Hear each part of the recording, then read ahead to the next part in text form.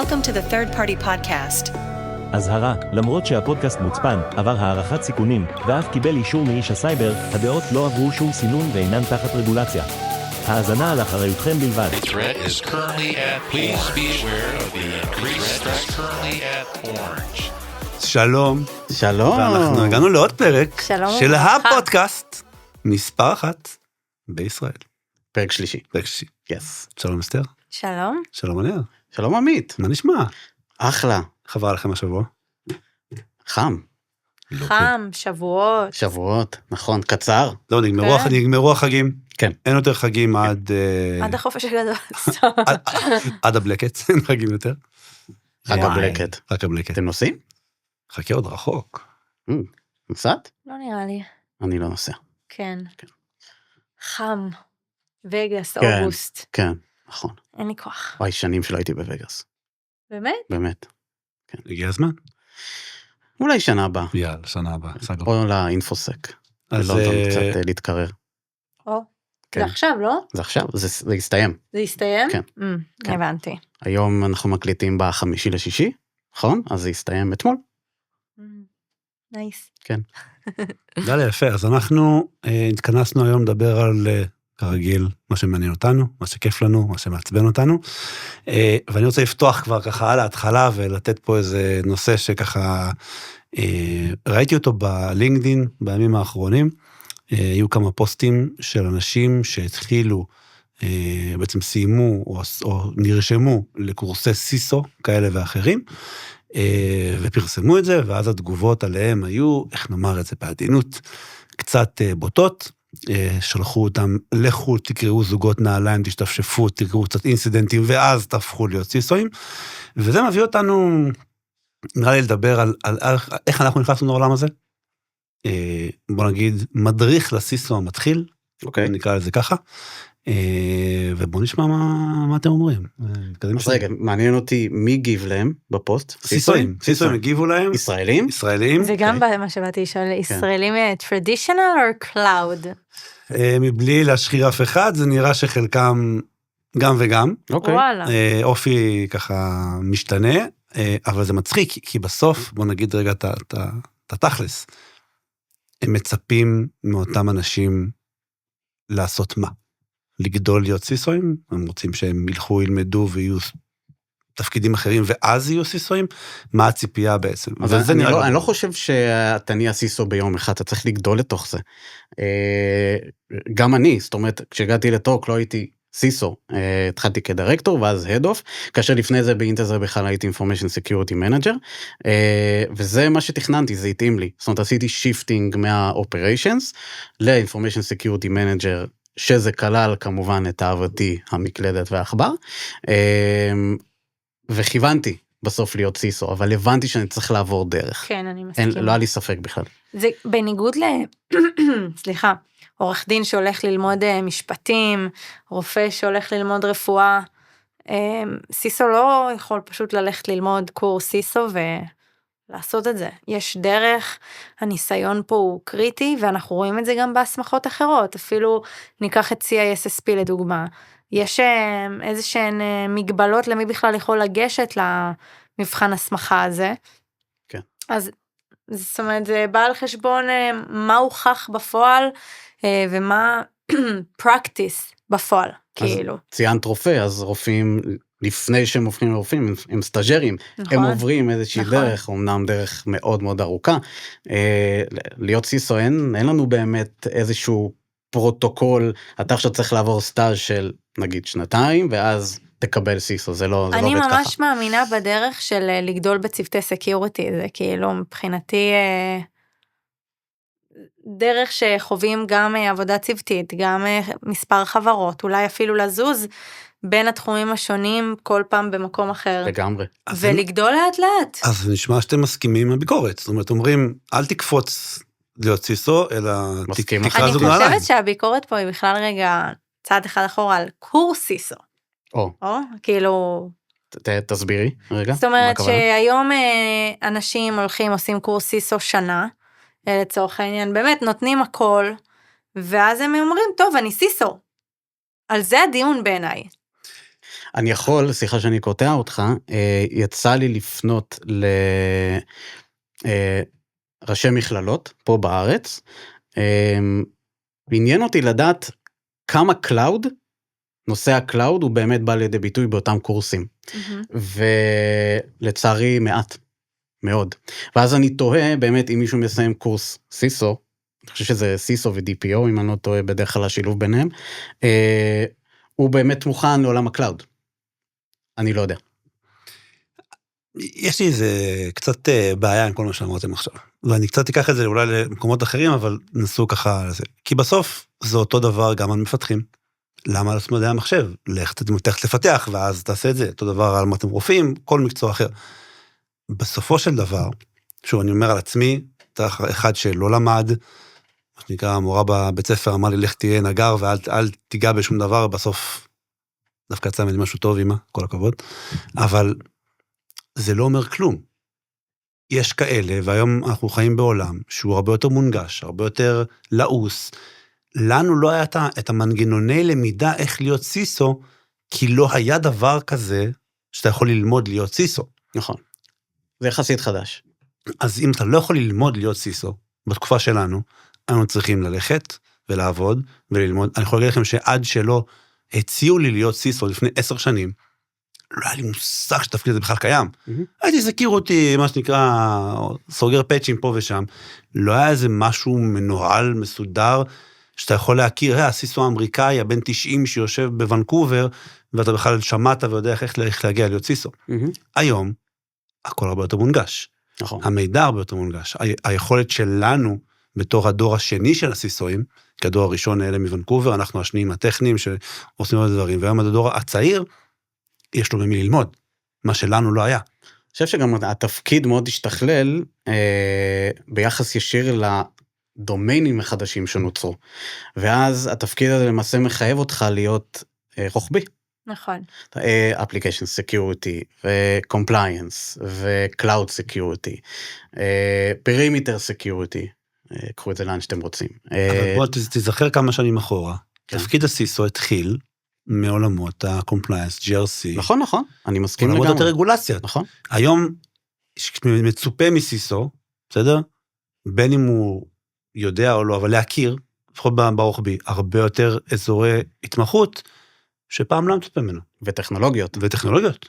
ולדעת לגעת באותן טכנולוגיות? להגדיר אותן?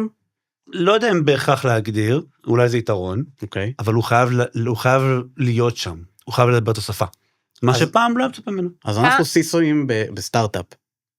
אין מישהו אחר שיעשה את עבודת האופריישן וההטמעה.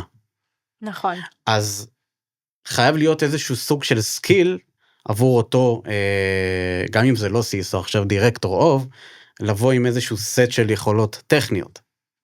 או לפחות להעיז. או לפחות להעיז. כי זה בא ביחד, כאילו בסוף, אני לא זוכרת את עצמי יושבת לפני עשור ואומרת, וואו, אני רוצה להיות סיסואית.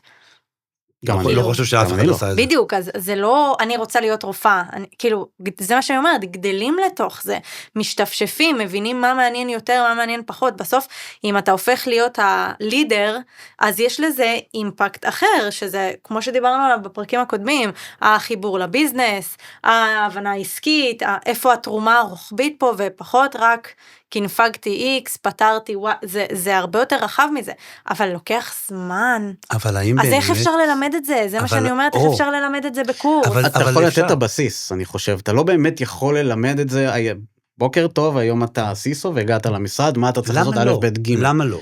באמת אני מסתכל למה לא. כי בסוף... כי זה נורא דינמי. אין בעיה, אז תביא אנשים שעשו דברים, תביא מרצים שישבו וחוו אירועים וחוו דברים בשוק. תן להם ספר את המורקים, תן להם להראות מה לעשות. לגמרי, אני חושב שהם עושים את זה, אני לא יודע, לא הייתי בקורס כזה, אבל אני חושב ואני לפחות דאגתי לעצמי, כשנכנסתי, שיהיה לי מנטור.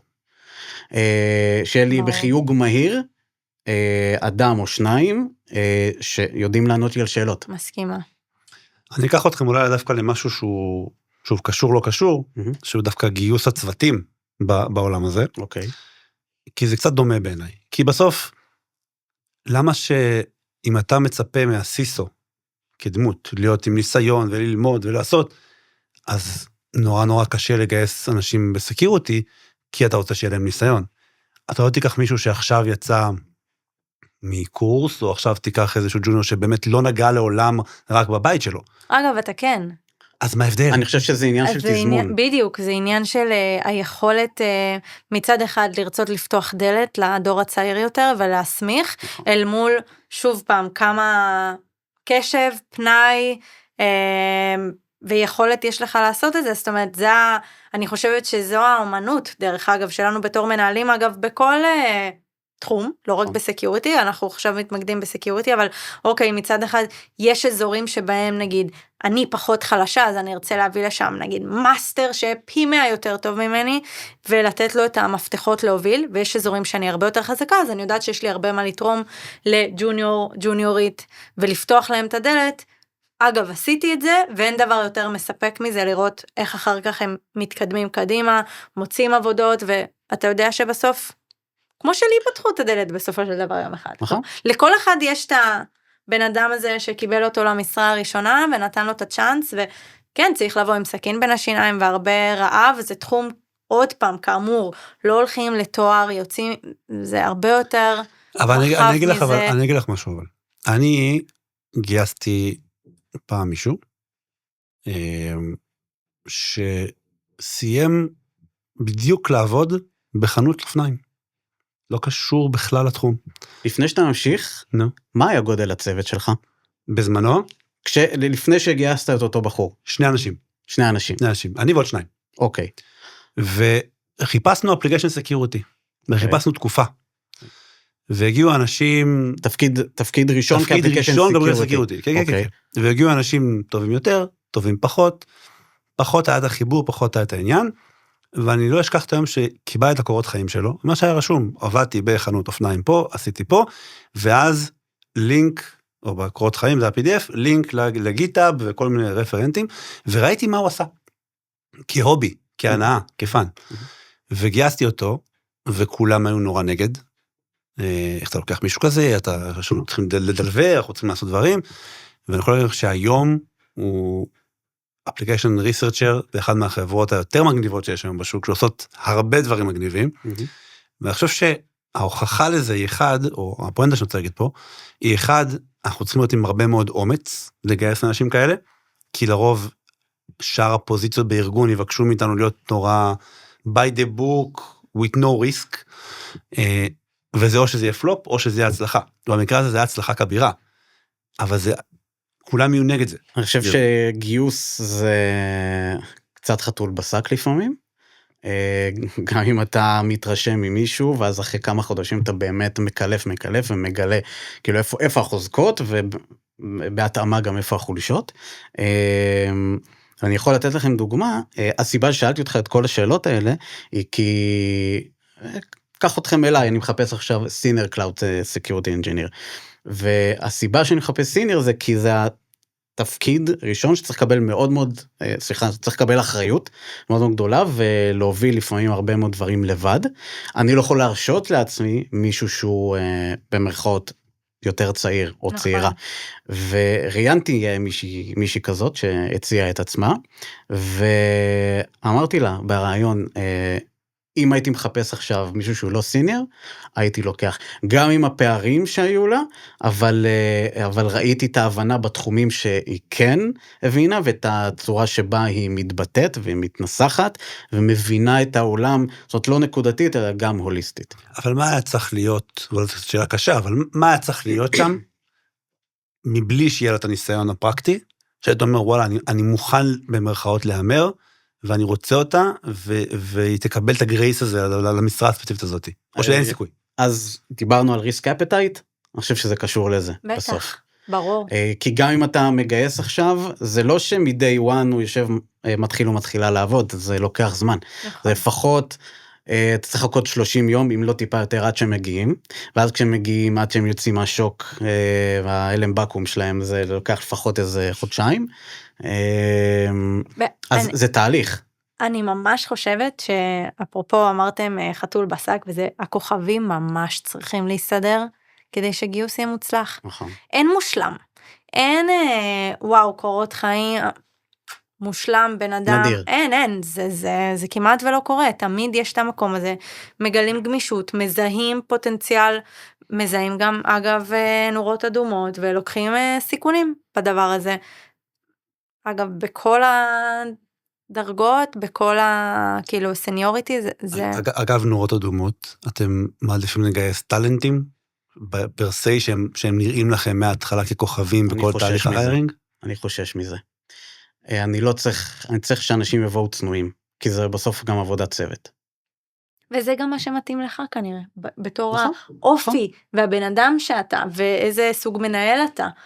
אני לא הייתי חוששת נגיד מטלנט, אני פשוט יודעת שהרבה פעמים זה בא עם איזשהו אף למעלה, או דרישות טיפה יותר נגיד מוגזמות, בסוף כמו שאנחנו בסטארט-אפים, אנחנו בהכי לואו שיש כאילו מבחינת כמות העבודה וחלוקת הריסורסס, אז אם אתה לא עכשיו בא לטרוף או בא לטרוף, זה בעייתי. אני חושב שזה גם נורא קשור לתצורה ההיברידית.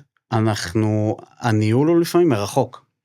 זה לא שעכשיו, כמו בעבר שישבנו 5 ימים בשבוע, אחד ליד השני, ויש איזושהי בקרה, גם אם אתה לא עושה מיקרו-מנג'מנט. אז אתה גם צריך לדעת לסמוך על אנשים. יוצא לי לייעץ להמון נשים, שהן היום ראשות צוות בצוותים כאלה ואחרים, ששואלות איך לצמוח לסיסו. אין פלייבוק אחד, אין דרך אחת ואין אמת אחת. זה להעיז לצאת מהקומפורט זון, כמו שאמרנו, לאיזה information security manager, head of, director, לא ישר. גם אני לא קפצתי ישר לטייטל, דרך אגב, יכול להיות שמחוסר ביטחון, יכול להיות מהרבה סיבות, לא רציתי, אמרתי, אני לא ראויה עדיין, במרכאות, והייתי שומעת קולות סביבי שאומרים לי, כאילו, אם את לא, אז מי כן? וזה, יש משהו שהרבה נשים צנועות יותר בהקשר הזה, שעד שהן לא יודעות שהן עושות וי על כל מה שצריך, הן בכלל לא יגישו, הן בכלל לא יבקשו. אז כשאני מדברת עם נגיד נשים צעירות שבעיניי הן תותחיות על, נורא חוששות לעשות את המעבר הזה למשהו רוחבי יותר, כי הן לא יודעות בדיוק הכל בכל נושא. סקיוריטי זה תחום כזה רחב. אז בוא ניתן להם את עצת הזהב. קשה, אבל בכל זאת. בשביל לצמוח צריך לצאת מאזור נוחות, לקפוץ למים ולהיות מוכנה או מוכן ללמוד דברים חדשים, גם אם לא bread and butter. אני הייתי אומר, לכו לסטארט-אפים, כי שם אתם, קודם כל תהיו owners, אתם תעשו הכל מהכל, בעל כורחם. צריך לבוא מוכנים לזה. לא כולם, מבחינת אופי, ידעו לבלוע את זה. נכון. סטארט-אפים בבית ספר, חבל על הזמן. לחלוטין. ויש לי עוד שאלה. רגע, לפני שאלה לקריא את הזה שלי, אני חושב שהטיפ שאני יכול לתת היום, זה אל תפחדו להיכשל. זאת אומרת, היום אנחנו נורא נזהרים, במיוחד בעולמות הסייבר, ששום דבר רע לא יקרה. גם אם מישהו יעשה משימה לא הכי טוב, אבל יצא מאזור נוחות, יכול לתת מזה דברים מדהימים. אז תעשו, נתמודד אחר כך בתור המנג'מנט, נקרא לזה, עם ההשלכות לטובה או לרעה. מטלה לגיוסים. לא יכול לסבול את זה. אני ממש אוהבת את זה. כן? דווקא, כן. בתור... תסביר. מגייסת או מגויסת? מגייסת. מגייסת. לא, רגע, אני לא חושבת מה ששנוא עלייך, אל תעשי לחברייך. שנייה, אתם חושבים שאנחנו היום בשלב שאנחנו צריכים לקבל מטלות? לא משנה, אבל אם היום אני... רגע, מה פתאום? אם אני היום בא ועושה מטלה, בתוך עד שלא סבל מטלות, אני חושב שזה דבר, במיוחד אגב בעולם ה-AI והדברים של העבודה ביתית, אין בזה שום value, אתה לא לומד שום דבר על הבן אדם, אתה נותן מטלה לבן אדם, שאתה בעצמך אין לך כוח אליה, אתה מזלזל בה, אתה אומר... תלוי מה, אבל אם אתה רוצה לבחון צורת חשיבה... שבי בן אדם שעה, תקטלי אותו, תקטשי אותו, אבל בסוף השעה... זה לא השיטה שלי. מה השיטה שלך? אני אף פעם לא בא לקטוש, אני לא בא... לא, כדוגמה של... לא, כן, אז אני אומרת, אז אני מעדיפה לתת איזושהי סיטואציה אמיתית מהחיים, איזה אתגר שאני התמודדתי איתו, ולתת אותו, ולראות לאן לוקחים את זה, ואין שום סיבה לא לתת לבן אדם חצי יום או יום להתכונן לאתגר כזה. אבל אז את בוחנת דרך מחשבה. נכון. אני גם מחפש לאן אתה לוקח את העכבר. נכון, אני מסכימה, אני זה מדבר. ממש תלוי לאיזה... אני אקח אותך למקום מאוד יותר אחר. היה לי מועמד למשרה של גם Cloud Security Engineer, שהייתה מטלה, אני חושב, אחת הטובות ביותר שראיתי בחיי, מה שנקרא by the book. אבל משהו בשיחה הראשונית היה לי קצת קשה איתו, והזמנתי אותו ככה לרעיון one on one, והתיישבנו, ואני זוכר שבאותו שבוע בדיוק, זה היה קצת לפני כמה שנים כיחסית, התקנו ADFS. אז בגרסה הזה, התקנו את זה, ושאלתי מן הסתם כסמולטוק על הדבר הזה. ואז הוא עשה את הדבר הבא, ADFS, אני אחד הטובים בארץ ב-ADFS. כל משהו לא היה אחד הטובים בארץ ב-ADFS, אבל זה הראה לי שהמטלה כמטלה היא אחלה. אבל כאטitude, לא רוצה לעבוד איתך, גם לא בעוד שנים. אז אני קשה לי מאוד מאז לסמוך על המטלות, כי... לא, אבל מטלה בוחנת משהו אחד, ולבחון attitude זה שכבה אחרת לחלוטין, שבדרך כלל HR אמורים לקלף, אולי גם אתה קצת בשיחות קילוף. למה HR באמת יקלפו את האטיטוד שהוא לא obvious? אני רוצה להאמין שהכל, HR טוב או טובה, זה... כן. לא, שלא יעלבו אנשי HR חס וחלילה. אגב, אם יש לך ספק, תבקש מה-HR, זו הנקודה ששמתי לב אליה, שמבחינתי אני רוצה עכשיו שתחפרו. וחלק מזה. מסכים, אני חושב אבל שבמשרות שאני, או באנשים שאני ראיתי שהייתי מפוקפק עליהם יותר מדי, הם עברו את כל התהליך, והיו מאוד מאוד טובים. אבל כשהתחלת לדבר איתם על סקיוריטי, התחלת לדבר איתם על אתגרים, ועל איך הוא מגיב שדברים לא צפויים קוראים לא by the book, פתאום נפתח לך פה תיבת פנדורה, שמשרה אחרת, HR, לא משנה מה, לא תופסים את זה, כי הם לא במיינד שלנו. בסוף אנחנו צריכים להיות אנשי ה-HR הכי טובים עבור הצוות שלנו, לדעתי, זה קצת שונה מתפקידים אחרים בארגון, ששם זה קצת יותר by the book. יש גם בסוף עניין של התאמה לארגון, התאמה לצוות קיים, יש פה כל כך הרבה... רבדים. כאילו שכבות, ממש רבדים של התאמה ו-DNA, והתרבות של הצוות, התרבות של הסיסו או הסיסואית, כאילו יש כל כך הרבה אזורים להיות בהם מעולים, ועדיין לא מתאימים לארגון הספציפי הזה. בגלל זה גיוס הוא בעיניי, כל הכוכבים צריכים להסתדר, ולהביא טלנט על מנת להביא טלנט, זה מחזיר אותי לשאלה הזאת, בסיטואציות כאלה זה פשוט לא יכול לעבוד. אתם חושבים שצוות צריך להיות הומוגני? מבחינת האופי שלו? כי יש אנשים שהם קצת יותר דברנים, יש אנשים שהם מאוד כזה נחבאים אל הכלים. זה מאזן. זה מאזן. זה מאזן. אני פעם נתקלתי זוכר את הטייטל המדויק של זה, שזה פסיכולוגית עסקית, או כל הייעוץ עסקי, והיא ישבה מולנו ואמרה לנו, צוות זה כמו קבוצת חברים, כמו קבוצת אחים, כמו משפחה. יש מלא אופי. כל אחד יש לו אופי אחר, וכל אחד יהיה דמות בתוך המארג הזה. בסוף, מה זה הומוגני? בסוף יש את האחד הקולני, כמו שאמרת, האחד המעצבן, האחד הפסימי, האחד זה שאומר, אין בעיה, תביא הכל, אני אסדר לך כל דבר, האחד שבורח, בסוף אנחנו אנשים, כאילו אין מה לעשות. אוקיי, אוקיי. מה שכן, כשאני, ואני לא מבין את זה, כשאנחנו מפרסמים משרות שאני פרסמתי, קיבלתי מבול של קורות חיים של הודים ופקיסטנים, רשום מישראל, חבר'ה, רשום מישראל, כאילו אתם מנסים את מזלכם? כן. הוא מוכן to relocate, זה בסדר גמור. יכול להיות. אגב, זה מצחיק, אבל אתה מזכיר לי שכשפרסמתי משרות שהן יותר, נקרא לזה אינפוסק, אז זה היה פחות הודים, ופחות כזה פקיסטנים, דווקא למשרות יותר כזה אפסק וסקופס, ערימות. כן. ואז רציתי לחקור את זה, ובאמת יש הרבה סוקים בהודו, אז הם אוטומטית ילכו לאזורים של הסקופס. היה מעניין אתכם בקריירה שלכם כזה לנהל צוות של 40-50 איש? שזה בעצם מיני צוותים, וממש להוביל אופרציה כזאת רחבה, או שאתם אוהבים את היותר מוכל? וואו, אני חיובי בעניין. כן. אני חושב שמתישהו אני ארצה להגיע לזה. אני חייב להגיד שהפיק שהיה לי זה 20 איש שניהלתי, ובאיזשהו שלב כבר זה היה, די, כאילו, חבר'ה, אתה לא יכול להיות בדיטלס, אתה דליגט הרבה יותר ממה שאתה into the details, אז בעיניי, כאילו, לא בא לי יותר מ-20, כזה זה מספיק לי. מה איתך? אני מתחבטת עם השאלה הזאת המון. אני כרגע נורא אוהבת את הדברים היותר אינטימיים, כשאני מרגישה שיש לי מה לתת באופן ישיר, ולא רק להיות בעמדה של קבלת החלטות וימינה שמאלה, קדימה אחורה.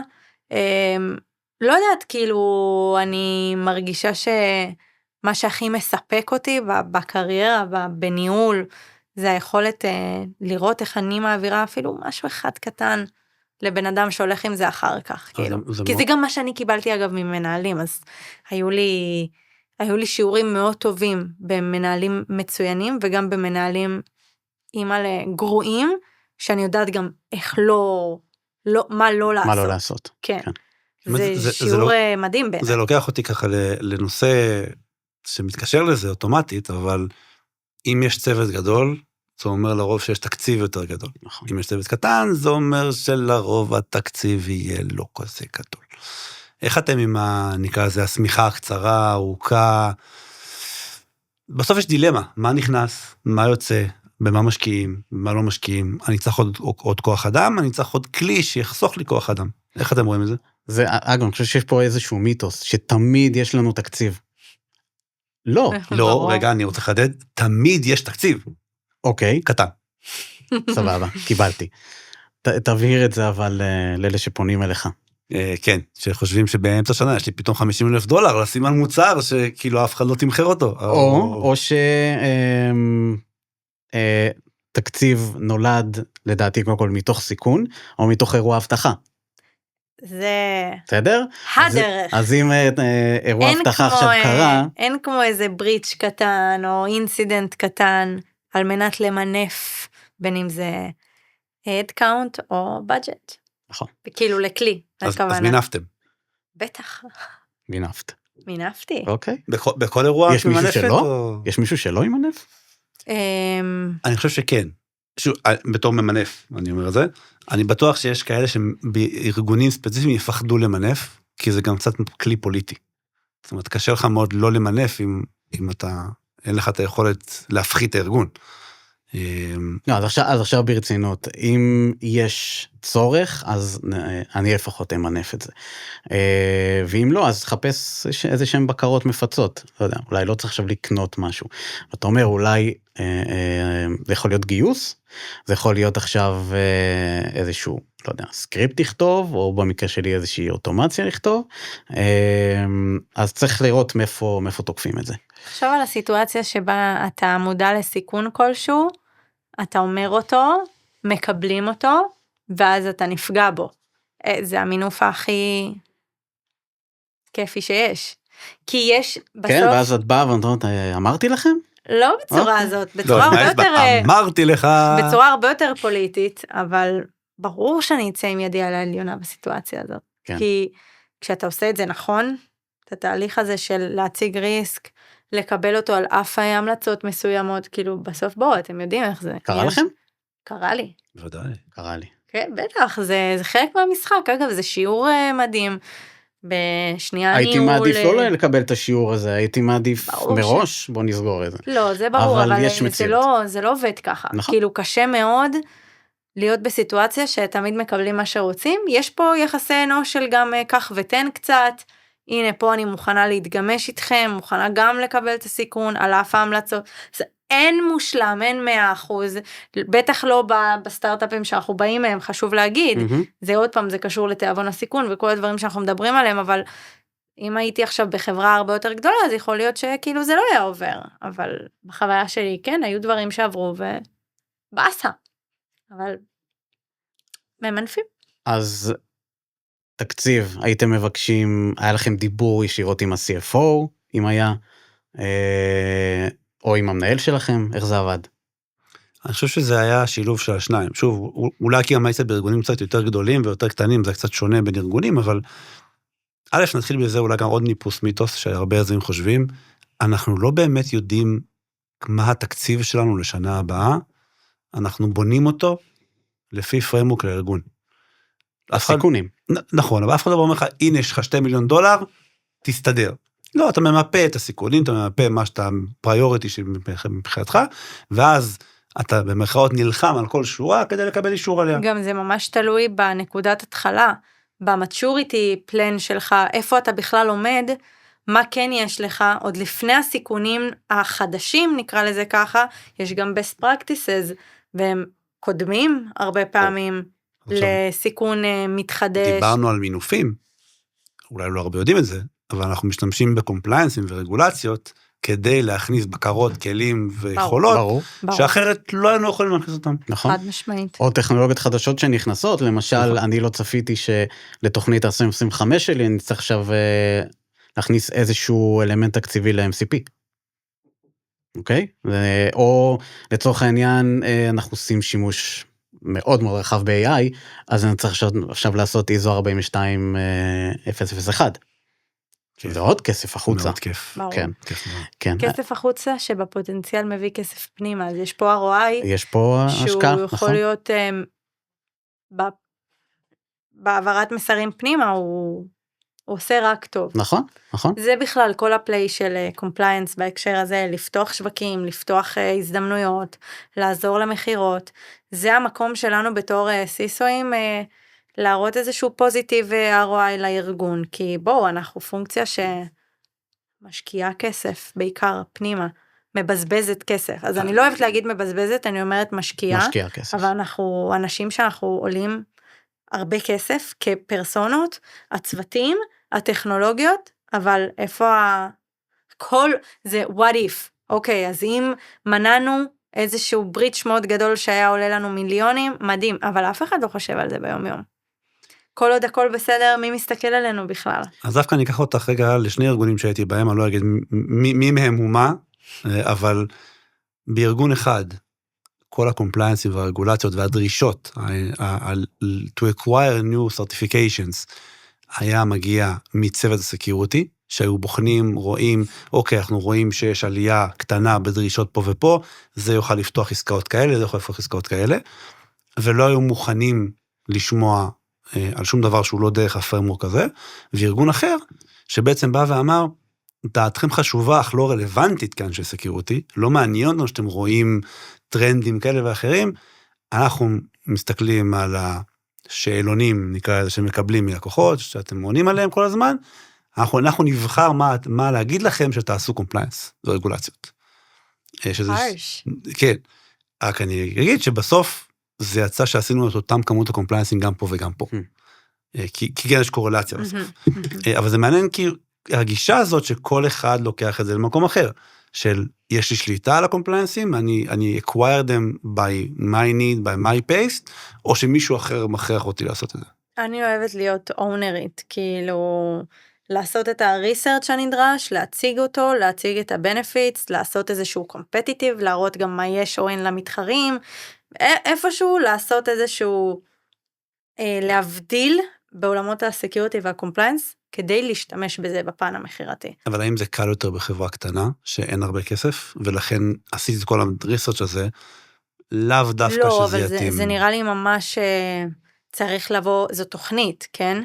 לא עושים הכל בשנה אחת, ועם הביזנס, אז ככה כאילו הפריימוורקים מגיעים, דווקא אני לא מדברת על חברות של 100-200 איש, אני מדברת על קצת יותר גדול, שגם שהייתי ועשינו, וזה היה אחד המינופים של אנשי המחירות, לאיך בכלל למצב את החברה, אל מול כאילו ההשקעה הפנימית, הרי מה זה פריימוורק, מה זה קומפליינס, היכולת להראות שהנה אני משקיעה בסקיוריטי, אני שמה כסף, אני שמה משאבים, אני שמה טכנולוגיה, חשוב לי להראות, אני לא מפחדת, אני לא מסתירה כלום, בואו.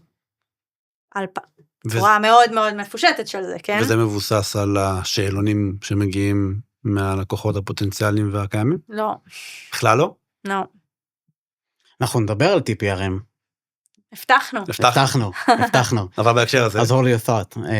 אני אומר, אני רוצה לתת לכם כיוון אחר, אפרופו תקציב, אתמול הייתה לי שיחה עם חבר שבא לבקר, והוא שואל אותי, מה עדיף, לרכוש איזשהו מוצר, קח דוגמה SSPM, אוקיי? או לבנות אוטומציות ספציפית בטורק, כדי לחסוך את אותו מוצר.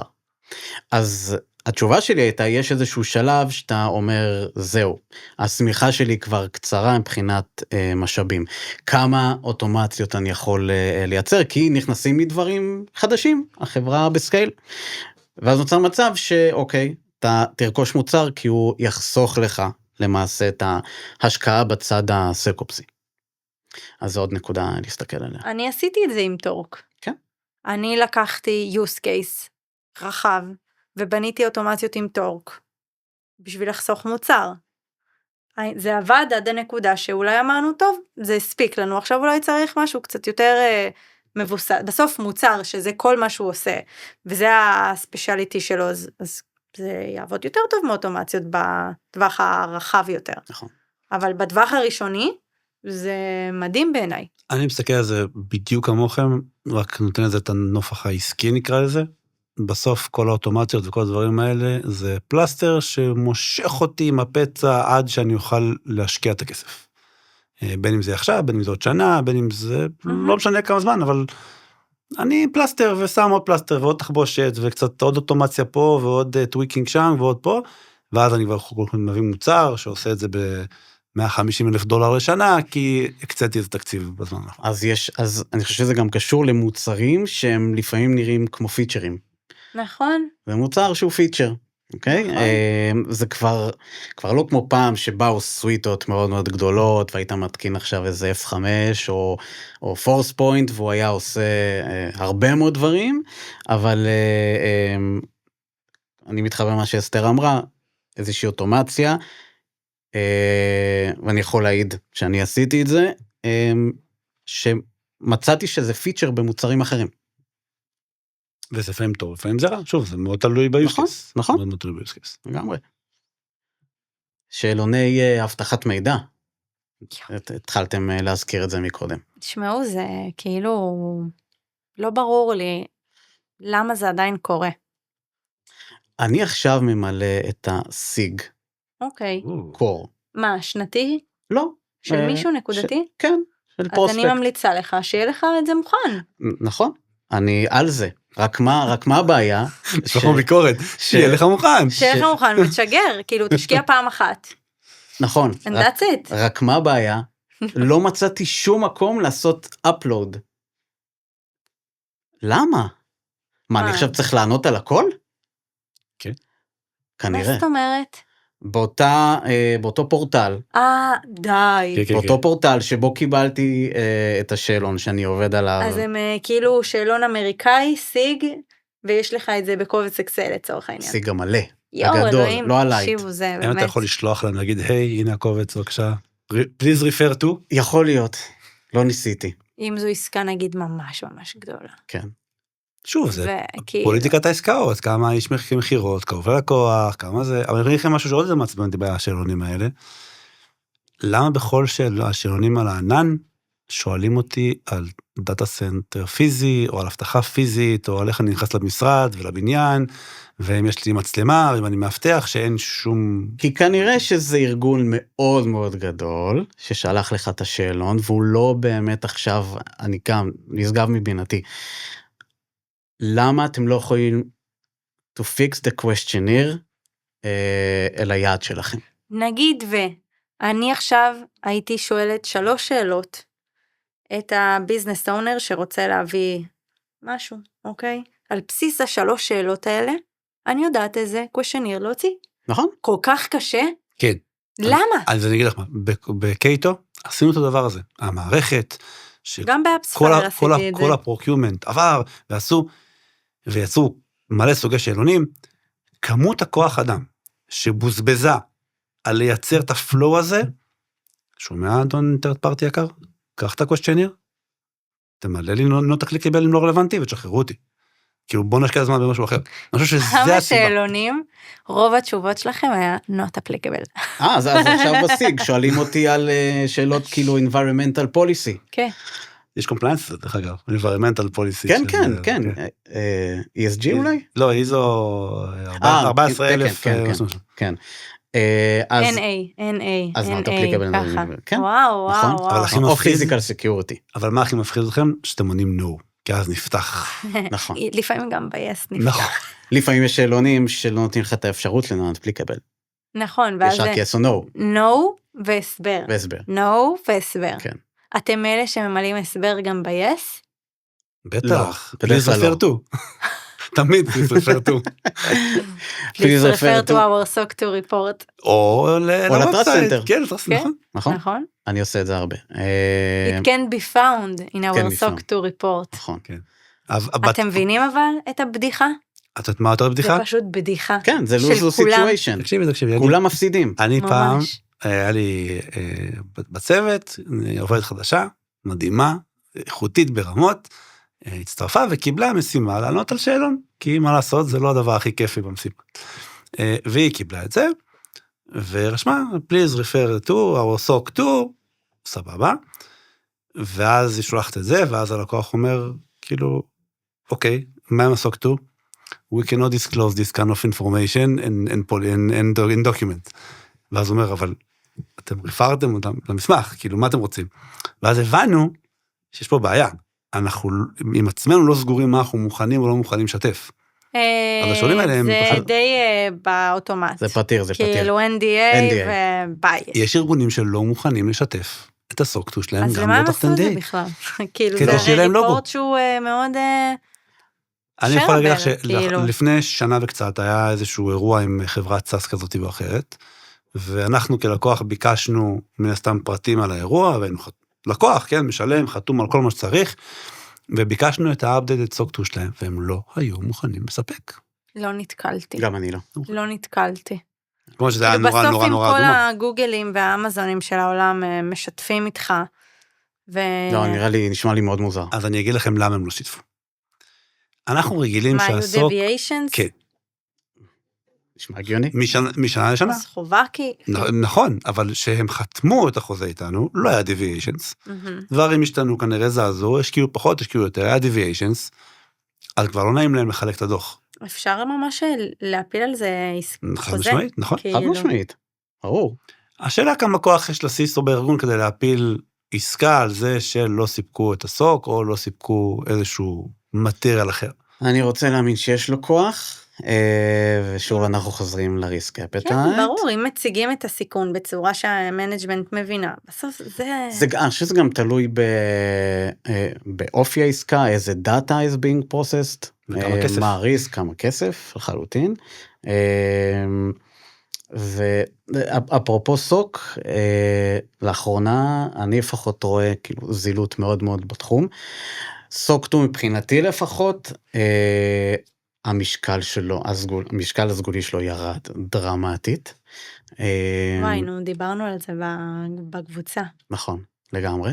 וזה, כן, זה בדרך כלל דיון שהוא מעלה הרבה מאוד דעות, ואני לפחות מאוד, קודם כל, אם אין סוק 2, אין מה לדבר. כן. זה דבר ראשון, אוקיי? סוקטו ופיטי. זה יפה, ממש. פיטי ואיזו. מבחינתי זה השלב השני. איזו גם? איזו גם. לא. כן, כן, מה, זה הולך ביחד. לא. לא באמת? בהכרח. לא, כן. לא בהכרח. אצלנו זה היה איזו, פיטי וסוק, אם אין לך את זה, אתה אל דבר איתי בכלל. לא, אז אוקיי. אני ואז הייתי שאלון, סוקטו ואז- סלש איזו פלס פיטי. זה באמת מפתיע. כן. כי זה נורא קל היום להביא את שניהם. זה אותו פרמורק, זה כאילו... בדיוק על זה השיח. נכון. נכון. אתה רוצה לשתף? להרחיב? כן, היה טרנד של חברות ה-compliance automation שקמו לפני 5-6 שנים, ויצאו עם בנדלים, שעבדו עם פירמות מאוד מאוד קטנות של רואי חשבון להסמכה של סוק 2, ומכרו, בוא כך תעשה אצלי ב-30 יום סוק 2 עם פלאס אודיט, $5,000, וזהו. מסחרה. בדיוק, מסחרה. זה לא עובד ככה. ואז ראיתי כאילו- שיש התייחסות לאיכות הסוקטו. נכון. למה הכוונה? הכוונה היא בסופו של דבר א' על הבקרות, וגם איזה סקשנים, זאת מהמם. אומרת, האם רק סקיוריטי, האם availability, הבנתי. confidentiality, Privacy, privacy, כן. זאת אומרת, יש פה גם את העומק, גם צורת האודיט, ואם לא סומכים על זה, לבקש לראות הוכחות בעיניים. כמה פעמים עשו עליי אודיט שביקשו ממני לקבל את האבידנס, ולא רק ריפורט. צילומי מסך. צילומי וואו, מסך. גם לי, כן, בטח. יצא לי לעשות פעם את לסוקטו צילומי מסך. לא רק לסוקטו. לא, בשאלונים. ונדור. לגמרי. בטח. וואו, וסיפקת? זה מטריף אותי. בטח שסיפקתי. זה מטריף אני אותי. הטריק שלי הוא cannot disclose this kind of information, ואם אתם רוצים, יש... נפתח זום, תראה. אתם תסתכלו ותראו. גם, אבל יש איזשהו, כמו שאני אומרת, יש איזשהו פער בין על איזו עסקה אנחנו מדברים, נכון. מה האימפקט שלה, סלש לא רק של ARR אלא של לוגו, מהמם. אז יש פה איזשהו בלנס, אתה רוצה להיות זה ש... עכשיו Enabler. עזרת לעסקה מסכים הזאת, לחלוטין. לקבל עליה גם את הקרדיט, תודה רבה לאסתר פינטו, שעכשיו נתנה בראש כדי שהעסקה הזאת תצא לפועל. ועדיין, ברור שיש דברים שבוא תפתח, בוא נגיד ששום דבר שקשור ל-HR, או employees information, דבר כזה, יועבר הלאה, אוקיי? סקרינשוט של קונפיגורציה, אני שולח ואני עושה כן. מאסקינג. אבל בטח, יש- שמים כן, זה לחלוטין, לגמרי, זה לא לגמרי. מסך שלם כן. חשוף. כן, הוכחה לאנקריפשן. אין בעיה, זה זה- העניין של הגדרה. לא יודע, אני שואל. כן, כן, אם אני זה מעלה פה אם זה on או off, תשמעו, כאילו בואו. לא רק און-אוף, נראה טיפה יותר לבפנים. הוא אז רוצה מה? פרטים יותר מעניינים. אז גם שם, לראות את המפתח, כאילו מה, מפתח הצפנה, תתפלא, יש כאלה שרצו לראות איפה הוא נשמר, ואיך הוא זה, וממש לראות בפועל את הדברים האלה. וואו. לא סתם לראות שמודח באמזון. ממסכת משאירה ספרה אחת בסוף זה. לא, באמת, יש... אגב, אבל כל זה אותן מחזיר חברות. אותי באמת ל7 שנים אחורה, כשעבדתי באפס פלייר, והיינו מדברים שם בעסקאות של מיליונים מול גופים מטורפים, ואז כאילו אתה עושה מה שצריך כדי לתמוך את הדבר הזה. עכשיו תחשבו שאת ה-NDA, כאילו חתמתם מול הפרוספקט, M&A. M&A, חשוב. והוא מפעיל את הצד, מבחינתכם זה צד רביעי, שבסוף צילומי המסך שלכם והפוליסיס והסוקטו יושב בצד הרביעי, שאין לכם איתו שום דבר נכון. מבחינה חוזית. אנחנו נדבר על זה נראה לו בפרק הבא, על כל הליאביליטי, וכל בחוזים וב-NDA, אבל... נכון, האם NDA חל על הצד הרביעי? זאת אומרת, כשיש תלוי בליגל שלך. פרטנר באמצע, ולא נכון. בהכרח זה, יש פה... זה קורה לא מעט. כן. בדרך כלל מקומות גדולים, הניסיון שלי, מפעילים כן, סייבר GRX, אני חושב, זו דוגמה. כן. ברגע שאני מקבל את זה, אני אומר, אוי לא. זה כבר או יבקשו ממש ממני מדבר צילומים על מסך. יחסי אנוש, נגיד סיסו ליגל, סיסו CFO, מי אחראי על מה. נכון. לכן אני תלוי בארגונים, אבל מהניסיון שלי, יהיה צריך להיות M&A מול הפרטנר, M&A מול הלקוח, וגם לפעמים יהיה M&A בין הפרטנר ללקוח, יש פה כזה, הרבה מאוד מסמכולוגיה שעוברת בכלל איפה שאפשר כן, להעביר. הכל בשבילנו. חוזרת הכל לזה, בשביל על yes or no. שאלון שרובו הוא, אף אחד לא באמת בוחן את עומק הסיכון, הרבה פעמים מתוך זה, אף אחד לא מסתכל על התשובות, זה נורא מכעיס. כסתח, בוא נגיד את האמת, זה כן. כסתח לביטוח. בוא נגיד את האמת, כאילו בוא...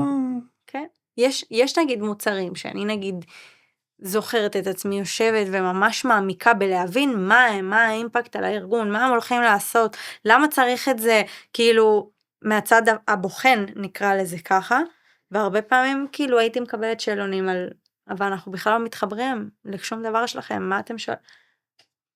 לכן אני אומרת, השאלות המקדימות האלה, ההבנה של לאיפה אתה הולך להתחבר בארגון, האם אתה מתחבר לסיילספורס, אתה מתחבר למערכות HR, אלו השאלות שאת שואלת? איזה מידע הולך להיות מועבר, מה ריטנשן, כאילו דברים שהם בייסיק בעיניי. אז ציינת מקודם 3 שאלות שאת שואלת, אלו השאלות שאת שואלת? בדיוק, אוקיי. סביב הדבר הזה.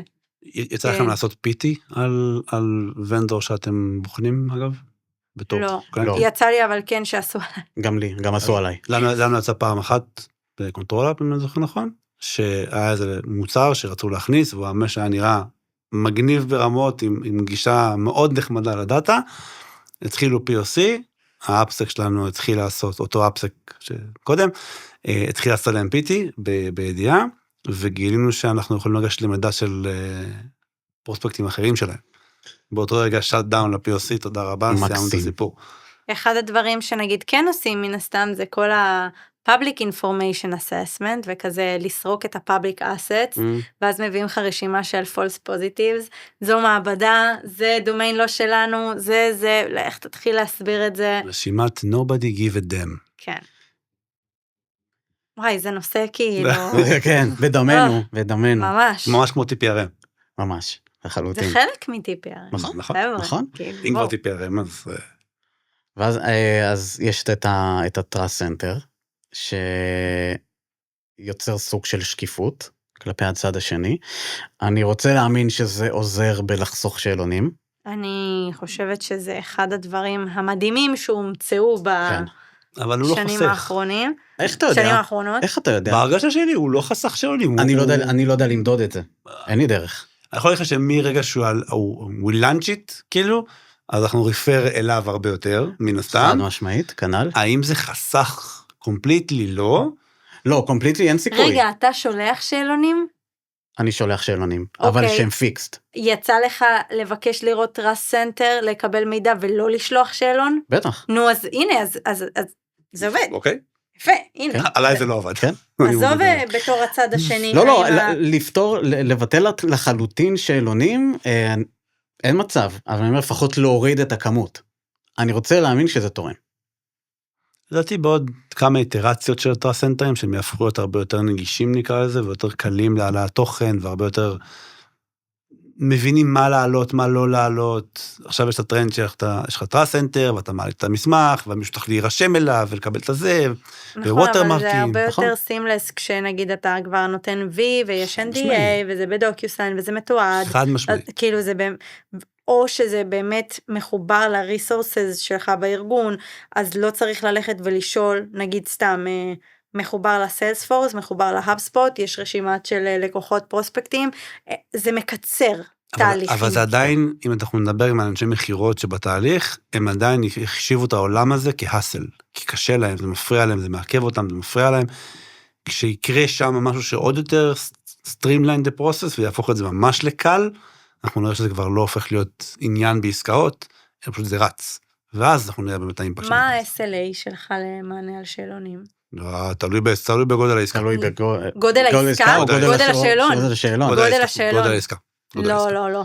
אם יבוא לי יש עכשיו פה עסקה כמה- של $1,000,000, אוקיי. והוא יוצא ממני, סתם כדוגמה, כן? והוא יוצא ממני שעון עם 14,000 שאלות, או יבוא לי עסקה של $200 עם 4 שאלות, אני קודם כל אלך למיליון עם 14,000. כי הציפייה שם, והחום, אבל איזה טווח הרבה יותר. נתת. לא, נכון, אבל מאוד קיצוני. מאוד קיצוני. לא, אז אני האמת מיידי. זאת אומרת, יש שאלון, אני רוצה להעיף אותו ממני. אוקיי. יש לך שניים, איך אתה מתעדף אותם? שעה לפה, שעה לפה. זה אשכרה. ממש טוגלינג. אני ממש בניתי אז גם באנקדוטס, לצורך העניין איזשהו פורמט שבו מגישים בכלל בקשה לשאלון/DPA, וצריך לשים שם לאיזה אופורטוניטי הרבעון הזה, זאת אומרת בכלל להבין האם זה נכון למחר בבוקר, או שאנחנו בכלל מדברים על רבעון הבא, מה סך העסקה, דיברנו על זה, הלוגו, זאת אומרת מן הסתם להבין את זה. ברור שאני בודק אם זה לרבעון הזה או לרבעון הבא, לא, חד ברור, משמעית. ואז על בסיס הדבר הזה יש SLA של מה מתחייב תוך 24 שעות, 72 שעות, you name it, וכן, גם עסקה שמאוד מאוד מאוד מאוד גדולה, אבל אם יש לה המון שאלות, אז זה יכול לחכות כמה ימים. אני חושב שגם אם אתה נותן מענה מאוד מאוד מהיר, זה עושה משהו חיובי בצד השני. ברור שזה עושה, אבל לא תמיד זה מתאפשר. נכון. לא תמיד זה מתאפשר, במיוחד שאם אנחנו מדברים על זה שאין איזשהו כלי עזר. יש היום כלי עזר שאתה יכול לעשות upload, generate, ובאמת על בסיס לימוד ותרגול והעלאת מידע קודם, אתה יכול להוציא את התשובות בצורה הרבה יותר מהירה. אני משתמש, זה אוקיי. מדהים. סבבה. RFPIO סטייל? מה זה? RFPIO סטייל כזה? נגיד, כן. אבל עדיין, הדאונסייד צריך לבדוק, צריך לעבור על זה. מסכימה, אבל זה מקצר תהליכים בצורה משמעותית. אז אני יכול להגיד לכם שבקייטו, הצוות שעשה שם עבודה פנומנלית בעיניי, כתב הרבה מאוד, זה בוטים בסלק, גם לייצר תהליך הרבה יותר אוטומטי, וגם לעשות ריוויו על השאלות, ולמרקר את השאלות, שאנחנו יודעים שהם האזורים או הבעייתיים, או המאתגרים, או הלא כאלה חד ערכיים של yes or no, וזה הוריד הרבה מהזמן התעסקות בפרפורק לענות על השאלות. וואו, אני כל כך מסכימה, אני באפספלייר, תחשבו, כאילו, 6-7 שנים אחורה, לא עידן ה-AI ולא כלום, אקסל כזה. בניתי בוט בסלק, שזה היה כאילו פשוט סקיוריטי, אתה מתייג את סקיוריטי ושואל שאלה, איפה הדאטה סנטר שלנו, באיזה אנקריפשן אנחנו, הדברים שהם חוזרים על עצמם ואף אחד לא זוכר בעל פה, ולפעמים לפני בכלל שאלון, זה עולה. איפה אתם שומרים את המידע, איך אתם מצפינים, איזה פרוטוקולים, זה היה פשוט שואל שאלה, טק תשובה, ככה, תחשבו מה אפשר לעשות היום. תחשבו מה אפשר רק לעשות היום, בהשקעה של יום עבודה, סבבה? לבנות בוטים מטורפים. ועושים את זה לדעתי, כי עוד פעם, כי אין משהו טוב יותר. מה הסקייל של כמות השאלונים שמגיע, כן? אתה לא תשקיע יום שלם עכשיו, אם יש לך 2 שאלונים בחודש, נכון? נכון. אבל אם יש לך 10? תראה, אני יכול להגיד שבקייטו, דווקא פעם, אולי הם לא הדוגמה הכי קלאסית בספר, אבל שמה הפרודקט מרקטינג היה עונה על שאלות סקיוריטי. היה לו הרבה מאוד דאטה, והוא הוריד הרבה מאוד מהכאב ראש ומהפיין של ה-GRC והאינפוסק. וואלה. עכשיו, ברור שדברים גם הגיעו אליהם, אבל שאתה מייצר פרוסס ארגוני, אני חושב שהמתודה שלנו הייתה להרחיק כמה שיותר את השאלון מאנשי הסקיוריטי. זאת אומרת, ככל שיש תשובות כבר בשלב הראשון, לא צריכים לחכות זמן שמישהו יענה להם. כן, כי בסוף, כמו שאתה אמרת, אנשי מחירות רוצים להעיף את זה כמה שיותר מהר, אבל זה הכל תלוי גם בארגון. לא רק בארגון, בתהליך המחירה, בעסקת המחירה. אם גם ככה כל מייל לוקח לזה פינג פונגינג של שבוע, אז אני פוגשת אנשי מחירות שאומרים, הכל טוב, יש שבוע, קחי את הזמן. כאילו, זה ממש דינמי. ויש את אנשי מחירות שישבו עליך פה. כי הוא לחוץ לעסקה. ואתה בלוקר, ואתה לא עוזר, אז אני פותח להם את ה-knowledge base בתוך ה-trust center, שהם יכולים משם להתחיל למלא, לתת תשובות, ולקצר טווחים, אבל כשאין ספק שצריך להיות פה איזשהו SLA, כי יש כרגע עומס, אז אין מה לעשות. בסוף גם נמדדים על זה. אני בסוף שנה הייתי לוקחת את כל השאלונים שעניתי עליהם, מתוך זה כמה עסקאות באמת נסגרו, ויודעת להגיד, מתוך 100 עסקאות שהגיעו אליי, 90 נסגרו, ו90 עברו סקיוריטי, איזה KPI מדהים להראות, איזה קילומטריקה מדהימה להראות, של אפרופו סוג של ROI לחברה. נכון. כאילו זה אחד הכלי כזה, נקרא לזה public PR פנימי, אנחנו לא טובים בזה הרי. כאילו. כי לא חונכנו לזה. לא, עצרנו 10, זה לא. חסמנו 5 מתקפות, זה לא זה. עזרנו להביא כסף לחברה. זה ממש נופל תחת ה-enablement. כן. זו הקטגוריה. ממש. סיסו טוב, סיסו רע, סיסו אדיש. וואי. אתם מוכנים? אנחנו מוכנים. לפתיח. המערב הפרוע של הסייבר עם הסיסו הטוב, הסיסו הרע והסיסו האדיש. טוב, אז אני אסתר, אני הסיסו איתה רעה, ואני פשוט אומרת לא להכל. מאמין לך. את רעה? מה פתאום? לא אמין. אני אומרת לא להכל, שואלי, למה? ככה בא לי, כי לא. איזה מעצבן, נכון? על מה? ביקשו משהו, לא. אוקיי. על מה אמרת לו לאחרונה? חוץ מלבוא לפודקאסט. לא, זה לא, אני לא סיסו רעה, אז כאילו, אני מנסה להיות, אבל זה לא עובד. תחליף אותה פעם הבאה. כן, אני... עליי. אז אני הנר, ואני הסיסו הטוב, הפעם. דווקא זה אמין. אמין. קיבלתי. ואני ממש רוצה לפרגן ליזמים צעירים, שיוצא לי לאחרונה לראות המון, עם ממש רצון, ואני חושב גם אומץ, לבוא ולפתור איזשהם בעיות טכנולוגיות, חדשות, חמות על השולחן, והם צריכים לבוא עם סקילס מסוים, גם עם יכולת פרזנטטיבית, גם עם, כמובן, צריכים להיות טכניים, אוקיי? וגם יכולת ייצוגית ולדבר ולהעביר מסר, מה שמאוד קשה לאנשים טכניים, כי בדרך כלל יזמים הם אנשים טכניים, אז אני רוצה להרים להם, ועד כה אנשים שפגשתי, שפו. איזה יופי. שיפנו עוד, הנר צריך את זה, הוא אוהב את זה, זה עושה לו טוב, אז תמשיכו לפנות. עד גבול מסוים, נכון. גם מוגבל במשאבים. נכון. אז אני עמית, ואני הסיסו אדיש, ואני, להגיד את האמת, כבר אדיש מכל הכלים ששולחים לי את אותם התראות, באותו הפורמט, באותו התצורה, ושולחים אותי לעשות עבודת מחקר. אני כבר אדיש לזה, אני לא מסתכל על זה, זה לא מעניין אותי. אז שמישהו בבקשה ייתן כלי שלא רק מטריע, אלא גם אומר לי מה לעשות. כי נמאס לעשות את זה לבד. איזה נקודה. איזה גרנד פינאלי לפרק. ממש. נכון. אז נראה לי נדבר על זה, תרשום לפרק הבא. כל עוד וזאת, בפרק הבא. כל עוד בפרק הבא. וואי, היה כיף. היה מעולה. נהניתם? כן, אז זה שתפו. באמת, אנחנו ניפגש שוב? יכולים להמשיך. נפגש שוב? שעות. שעות. אז אם נהניתם, שתפו, עשו לייק, קומנט, אנחנו גם נעלה סקר בספוטיפיי ובפלטפורמות הרלוונטיות בסוף הפרק שנעלה אותו, אז ככה תענו ותשתתפו, וניפגש בפרק הבא. בקרוב יהיו אורחים. נכון, מסקרנים מאוד. אתם מוכנים? לא. אבל מעניין איך זה יהיה להכניס פה נתכונן. צלע רביעית. אנחנו צריכים שהם יוכלו לדבר, ולאפשר להם להתבטא לגמרי. וכזה להביע את עצמם. מרגש מאוד. די, כמה אנחנו יכולים לחפור? בוא ניתן לעוד מישהו. האמת. או מישהי. רק שלושה פרקים חפרנו. נכון. כן. עד כה. נכון. עד כה. יאללה, אז מגניב, תודה רבה שהייתם, שבאתם. תודה לך. אני, בסדר. איך אומרים? תודה יונית? תודה, מי מיונית? דני? גדי, איך קוראים לו? דני קושמרו? דני, כן. כן. אז תודה, דני. תודה, בכיף, בשמחה. נתראה. אחלה יום. ביי ביי. ביי. Currently at, please be aware of the increased stress currently at Orange.